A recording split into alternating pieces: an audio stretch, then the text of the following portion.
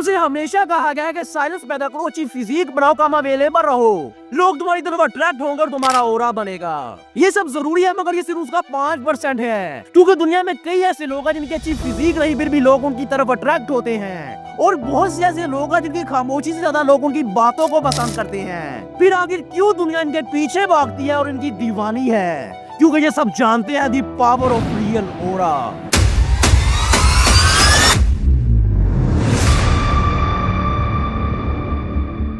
झुकेगा नहीं साला।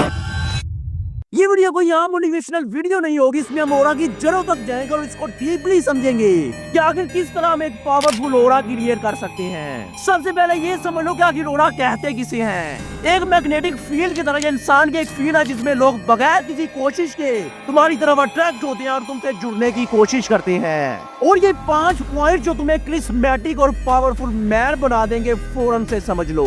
Number 1, create a value. सोचो अगर दुनिया में Facebook, Google, Amazon, Instagram, SpaceX और एआई वगैरह ना होते तो क्या दुनिया आज उन लोगों की उस तरह दीवानी होती जिस तरह आज इनके पीछे पागल है? अगर आज दुनिया इनको फॉलो कर रही है, इन पर आर्टिकल्स लिखे जा रहे हैं, तो इसलिए नहीं कि ये कायदे आज़म एलोन मस्क, स्टीव जॉब्स या कोई भी दूसरा तीसरा है, बल्कि दुनिया इनकी इसलिए दीवानी है कि उन्होंने दुनिया को एक वर्थ दी। और जब तुम दुनिया को कुछ देते हो तो लोग ना चाहते हुए भी तुम्हारे पीछे पागल हो जाते हैं। ये बात हमेशा याद रखना, अगर तुम्हारे पास कोई वैल्यू नहीं है तो तुम्हारी साइलेंस को तुम्हारी कमजोरी कहा जाएगा और तुम्हारी लेस अवेलेबिलिटी को तुम्हारी इनसिक्योरिटी कह के धुतकार दिया जाएगा। इसलिए अपनी फील्ड में, अपने प्रोफेशन में मेहनत करो, टॉप लोगों में आओ। जब तुम इस दुनिया को कुछ दे दोगे तो ब्रो बिलीव भी तुम्हारे कहे बगैर ही लोग तुम्हारे पीछे दीवाने हो जाएंगे।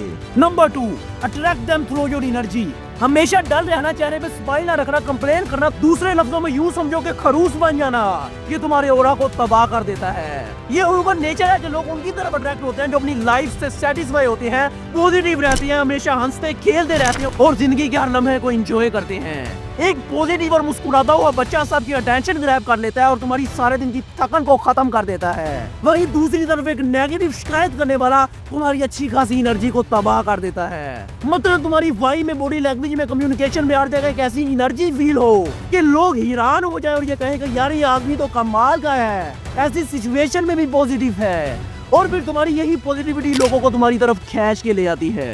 Number 3, be emotionless. अगर तुम ये सोचते हो कि तुम्हें बहुत गुस्सा आता है, तुम छोटी छोटी बातों में चिढ़ जाते हो, तो तुम एक सिग्मा हो। नहीं मेरे दोस्त, एक सिग्मा वो होता है जो अपने इमोशंस को अपनी मुट्ठी में रखता है। जब तुम छोटी छोटी बातों में पैनिक हो जाते हो, हर जगह खुद को एक्सप्लेन करते हो, किसी की छोटी सी तारीफ से तुम बाग हो जाते हो और एक छोटी सी इंसल्ट तुम्हारा दिल बर्बाद कर देती है, तो ब्रो समझ लो तुम अपने कंट्रोल में नहीं बल्कि दूसरों के कंट्रोल में हो।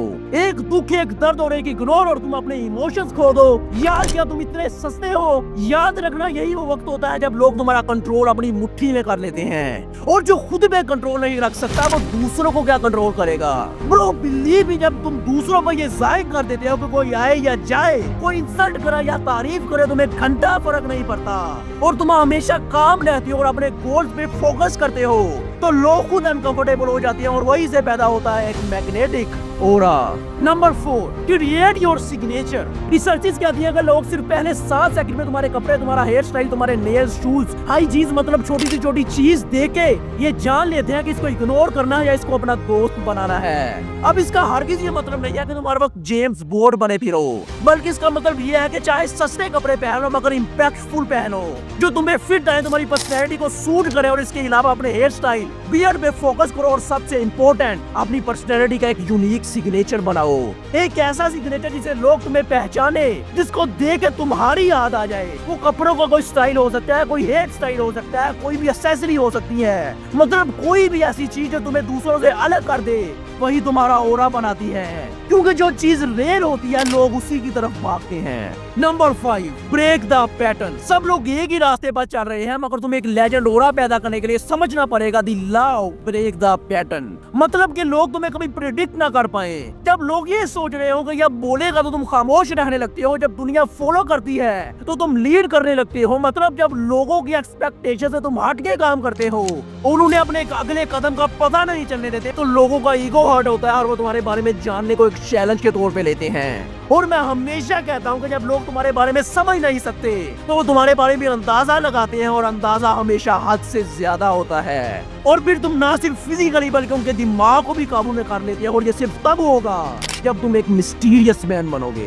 ब्रो बिलीव मी, अगर तुमने ये 5 पॉइंट समझ के अपने ऊपर अप्लाई कर लिए तो तुम एक फेक नहीं बल्कि एक रियल ऑरा क्रिएट कर लोगे। तो अगर तुम्हें ये वीडियो पसंद आई है तो उसको लाइक कर दो, और अगली डेंजरस वीडियो देखने के लिए चैनल को सब्सक्राइब कर दो।